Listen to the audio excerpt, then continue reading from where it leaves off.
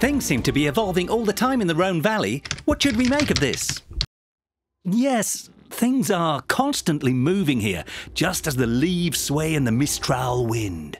The temperature rises year after year in our wine region. The appellations move into superior categories. The choice of varietals and rootstocks evolve. The reputation of our whites and rosés are making the reds jealous. The wine region is moving towards a responsible approach to viticulture. And this combination of factors continues to transform the wine-growing landscapes. Is there a fitting term to cover all these factors? Yes, there are many, but the most fitting of all would have to be sustainable development. We don't need to surf the net to understand what biodiversity is. No, we go straight to the source instead, to the wine grower. We want to hear it straight and simple. The efforts made by the winemaker to protect the environment are instrumental in preserving the region's flora and fauna. You only need to look at the sheer number of nature reserves in the Rhône Valley to appreciate just how much the wine growers have reshaped these landscapes. They are, of course, greatly assisted by nature, in particular the Mistral and the sun, which contribute to reducing the threat of vine diseases. Reshaping the vineyards, you say? Does that mean that the vines are remodeled by the wine growers?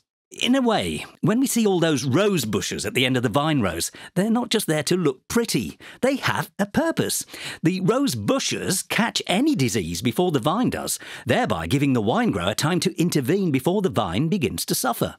And when we see the vine rows covered with tufts of grass, don't be fooled into thinking that the wine grower is behind in his or her work. The wine grower knows exactly what he or she is doing.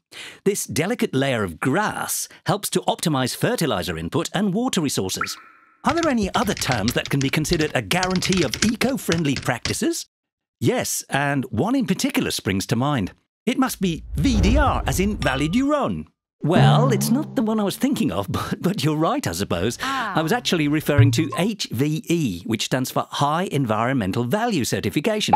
And then, of course, there is the AB, Organic Certification, the Terra Vitis European Certification, Biodiver and Demeter for Biodynamics, not to mention Vigneron Engagé and RSE.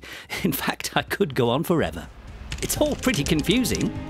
All of these certifications and labels are clearly stated on the bottles and serve as a guarantee of high-quality, ethical, local and eco-friendly production practices above and beyond the specifications of the AOC. There's no denying that the Rhône Valley's wines are decidedly forward-thinking.